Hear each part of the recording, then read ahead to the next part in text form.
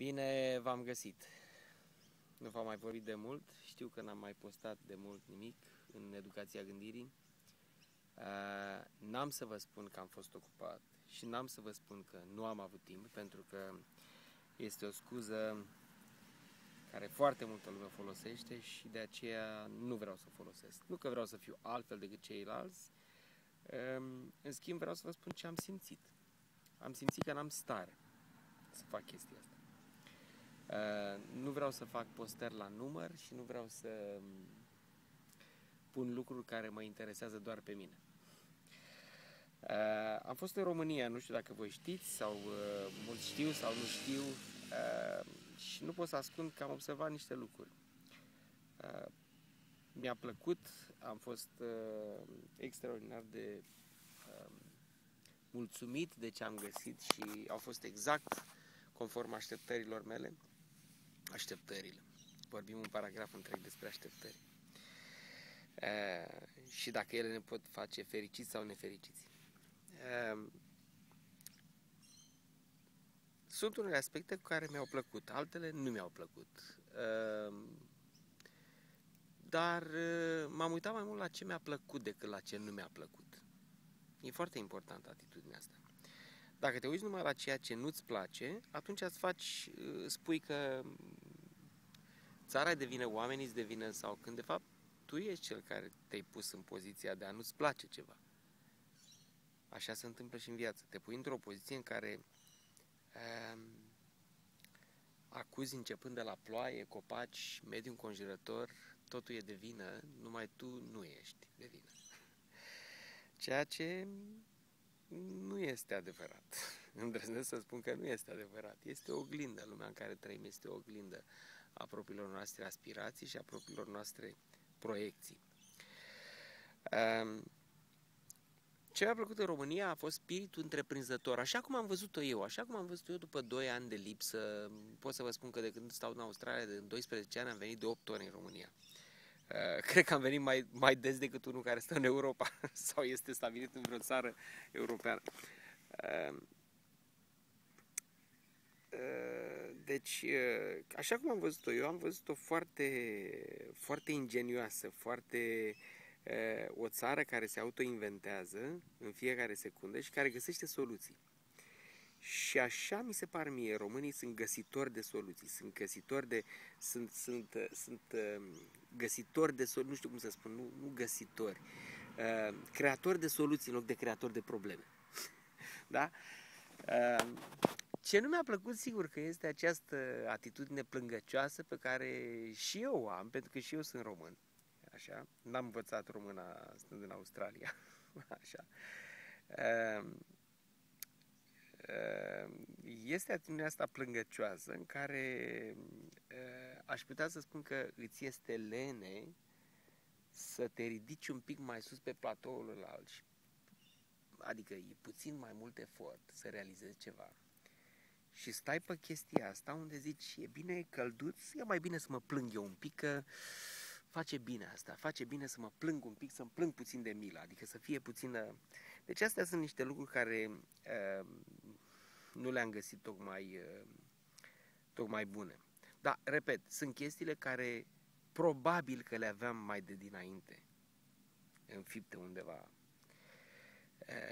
chestia asta cu oamenii care se plâng. Probabil că mie nu-mi plac oamenii care se plâng. Poate că și eu mă plâng și poate că asta este reflexia a ceea ce nu place în mine. Faptul că mă plâng sau că nu-mi plac oamenii care se plâng. Înțelegeți cum? Este ceva care poate pare puțin greu de înțeles. De ce vă dau exemplul ăsta cu România și de ce vă dau exemplul ăsta cu ce mi-a plăcut să găsesc în țară și ce nu mi-a plăcut? Nu neapărat să critic ceva sau să spun ceva, să vă spun, critica cred că a venit întotdeauna după creație. Asta mi-a plăcut și asta am învățat în studiile mele. Critica a venit tot timpul să explice ceva după ce creația a fost făcută. Critica nu a creat niciodată nimic. ea a venit totuși să vină să pună un capac și să spună asta e așa pentru că e așa și așa, dar ea n-ar exista dacă n-ar exista creație. Un alt aspect care nu m-a făcut deloc mândru, așa, a fost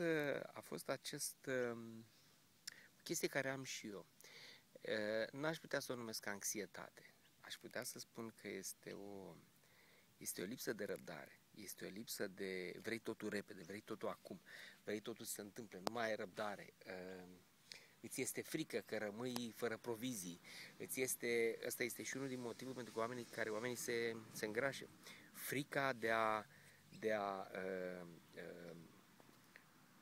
rămâne fără provizii și atunci orice mănâncă, organismul acumulează. E frica de a rămâne fără pâine, e frica de a rămâne fără bani, e frica de... Și atunci este chestia asta care dă într-o... Acum, sigur, sunt multiple cauze, asta este ce am văzut eu. Nu cred că eu am în 100% dreptate în ceea ce spun aici. Dar asta este ce am văzut eu și am și soluții la chestia asta. În curând chiar am să fac un efort și am să fac o pagină, am să fac un canal Skype special pentru asta, am să vă anunț pentru chestia asta. Vreau să știu, adică o să văd câți doritori. E absurd să întreb de acum câți doritori o să fie, pentru că oamenii nu știu dacă pot fi ajutați cu chestia asta. E așa de des folosită această intervenție și această chestie care se numește mă duc la psiholog, n-am nevoie, domnule, de psiholog, eu îmi rezolv problemele singur. Sau găsesc alt substitut sau altă chestie. Da, sigur că da. Sunt oameni care nu vor să... Așa cum sunt oameni care nu se duc la medic, așa cum sunt oameni care nu se duc la preot, așa cum sunt oameni care, nu știu, le e indiferent. Și iau totul ca un dat și spun așa trebuie să fie și nu sunt curioși să vadă mai departe și nu sunt doritori să afle mai de bine, așa sunt și oameni care nu vor să meargă la psiholog și înțeleg foarte bine. Sunt probabil frustrați de niște lucruri, sunt probabil nu mai au răbdare să mai asculte niște chestii, niște povești care le-au ascultat de sute de ori și care nu le-a rezolvat absolut niciun fel de problemă. Și atunci și-a pierdut încrederea sau spun că asta e o chestie, așa, e o himeră și e cineva acolo care vorbește și care nu știu dacă se rezolvă problemele. În realitate, dragii mei, cineva ăla, și acum n-am să fiu nici de partea psihologilor, n-am să fiu nici de partea oamenilor care nu sunt psihologi, nici de partea clienților, ca să spun așa. Psihologii nu rezolvă numai niște probleme pe care le aveți. Ei nu vin ca să vă spună faceți cu tare sau faceți cu tare lucru sau ascultă pe mine cum trebuie făcut asta și cum trebuie făcut asta. În primul rând, înainte să vă spun asta și sar de la una la alta, nu pentru că am și mobilitate de idei, da? Dar am învățat să am răbdare. Știți de ce? Pentru că atenția, când nu poți fi atent la ceva, energia se focusează atunci când atenția se focusează asupra la ceva. Dacă iei frunza asta în mână și te uiți la ea,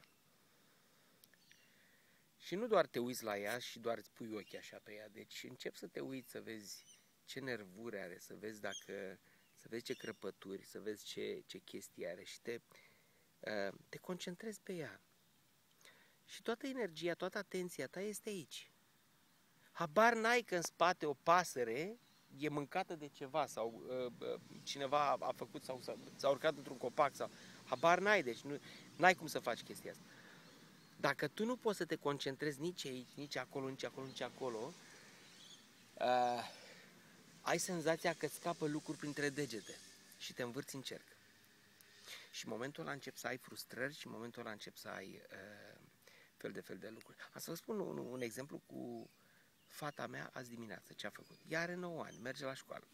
În fiecare dimineață, și n-am să vă ascund că am niște discuții cu ea, sigur. În fiecare dimineață vorbim același lucru și îi spun, Ce facem primul lucru dimineață? Păi mergem la toaletă, ne spălăm pe ochi, ne îmbrăcăm frumos, venim la masă, ne așezăm cu toții la masă, îți pregătești ghiozdanul, deci temele care ți le-ai făcut cu o seară înainte le pui în ghiozdan. Totuși asta nu se desfășoară așa în fiecare dimineață. Nu. Pentru că ea are altă părere. Ei se pare că cineva stă cu gura pe ea și eu am explicat astăzi de dimineață, zi de astăzi înainte, nu mai vorbim așa. Și i-am spus, te rog să nu ne mai asculți. Și a rămas puțin, n-a știut ce să creadă. Și i-am spus, da, noi putem doar să sugerăm niște lucruri, să spunem, Teia, eu am fost pe acolo și ar trebui să mă asculți pentru că eu știu ce s-a întâmplat atunci când s-a întâmplat eu. Totuși nici ăsta nu e un exemplu bun, pentru că în 1964 când m-am născut eu și în 1970 sau când am început eu școala, nu se compară cu 2012. Hai să fim serioși acum. Marea discrepanță între generații nu este numai faptul că te-ai născut în ziua aia sau te-ai născut în anii aia. În afară de faptul că era altfel de comunicare, era altfel de tehnologie, noi ne jucam cu cercul, ei se joacă cu iPad, adică sunt lucruri care trebuie să le înțeleg. Și am zis, ce tot îi dau eu cu educația asta? Și am vorbit și cu soția mea și i-am spus, nu mai trebuie să ne consumăm pentru asta. Efectiv, nu o lăsăm la voia întâmplării, bineînțeles, dar îi spunem, exemplul merge așa, dacă te duci acolo, puneți pe tine niște ciorapi lungi. Astăzi o să fie 18 grade, ai să îngheți. Nu-mi pun.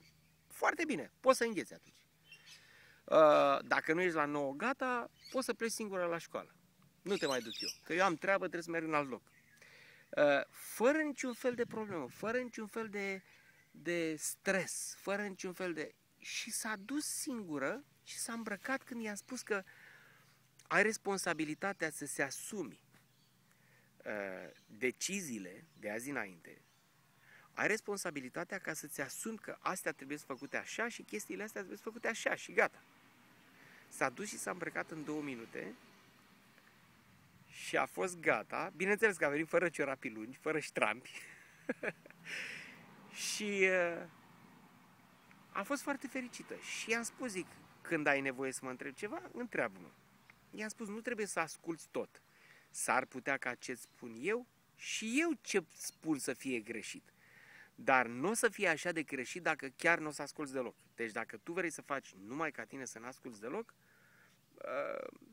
s-ar putea să fie o soluție bună, s-ar putea să meargă o dată, s-ar putea să meargă de 2 ori, poate că nu la infinit, poate că s-ar putea să începi să greșești și să-ți dai seama că trebuie să asculți. Dar așa este, vă spun, este mult mai eficientă chestia asta. Și eu mă refer acum nu numai la educația de tată-copil, nu vreau să fac lecții de educație aici. Mă refer la puterea de a învăța ceva de la un om care vine, care este român, care a stat în străinătate și se întoarce. Fenomenul ăsta aș putea să-l compar într-un fel cu ce v-am povestit înainte cu fiica mea. Am întâlnit oameni în România și n-am să spun că îmi place sau că nu-mi place chestia asta. Dar am întâlnit oameni în România care au vrut să asculte experiențele mele și oameni care nu i-a interesat. Nu că nu i-a interesat, au spus că nu am dreptate. Că gândesc bine sau că nu gândesc bine. Deci, cum să vă spun, a spune cuiva că nu... E ca și cum cineva îți pune pe tavă, gratis, niște informații și tu nu vrei să le iei. Sau spui, nu, pentru că eu am citit undeva că nu e așa și că cu tare. Adică am întâlnit oameni care mi-au spus că anumite lucruri din Australia, eu trăind aici, care nu erau adevărate și care m-am amuzat cu ele. Bine, au înțeles până la urmă, dar există această chestie de nu e așa, să-ți arăt eu cum e. Ceea ce e bine, ok. Nu că e bine, e bine să fii încăpățânat, e bine să nu te iei după absolut toate chestiile, în sensul bun al cuvântului, adică nu să fii încăpățânat, să nu înveți nimic, să fii închis, că atunci tu ești cel care pierzi. Deci eu vin cu niște informații dintr-o altă țară și le aduc în România și vreau să fac ceva și tu refuzi și spui nu că nu e așa. Și atunci spun, ok, atunci fă. Dacă asta a dat rezultate până acum, păi nu, n-a dat. Păi atunci nu mai continua să faci chestia asta, încearcă să asculti ceea ce spun eu. Nu știu ce să spun. Deci încearcă să vezi dacă e bun ce spun eu și pe urmă să aplici. Și luăm de la particular la general, adică mă refer de la nivelul de individ până la nivel de țară. Deci astea sunt chestii care trebuie făcute și n-am să intru acum în politică, n-am să vă fac o discuție politică. Dar vreau să vă spun că ține foarte mult de atitudinea voastră și de ce faceți în fiecare zi și de ce până și claxonul ăla care este făcut la stop și că omul nu are răbdare și flash-urile care vin în spate și îți bagă pentru omul este grăbit, trebuie să ajungă în cutare loc. Asta denotă niște slăbiciuni. Astea denotă niște slăbiciuni mari de tot. Adică nimeni nu e de vină că tu ești grăbit pe stradă. Nimeni nu e de vină. Și nimeni nu trebuie neapărat să îți facă loc pentru că tu vii cu viteză din spate și trebuie toți să ne dăm la o parte pentru că tu ai treabă nu știu ce loc. Așa cum am auzit pe cineva într-o mașină spunând e ora 11 dimineața, eu am treabă acum, dar oamenii ăștia unde se duc? Deci asta a fost o chestie extraordinară care am auzit și care mi-a plăcut și, mă rog, a devenit un soi de banc, așa. Și chiar este un banc, nu mai știu exact să vi-l spun. Văd că s-au făcut 16 minute și 23. Da, cred că m-am întins cam mult la vorbă pentru că nu v-am vorbit de mult. Da, în fine, cam asta am vrut să vă spun niște impresii. Nu am vrut neapărat să încheg o poveste cap-coadă cu introducere, cuprins și încheiere și ce vreți voi să... structura în care vreți să fie spusă povestea asta și eventuale greșeli de exprimare pe care mi le-ați observat sau poate care nu mi le-ați observat. Dacă mi-ați observat greșelile de exprimare, vă spun că nu ați înțeles mesajul. Dacă nu ați observat greșeli de exprimare, înseamnă că atunci ați fost absorbiți de conținut. Și știți cine e de vină în chestia asta? Eu. Deci eu dacă n-am făcut în așa fel încât să vă fac pe voi să nu vedeți greșelile mele de exprimare, înseamnă că n-am avut un raport direct cu voi și destul de bun. Asta trebuie să înțelegem.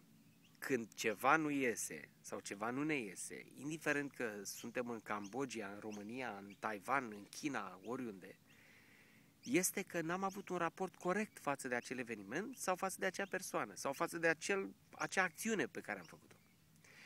Deci tot timpul încercați să vă raportați în primul rând la voi și să nu dați vina pe chestii exterioare. Este cel mai ușor lucru ca să dai vina pe altceva, e mai greu să te întorci în tine.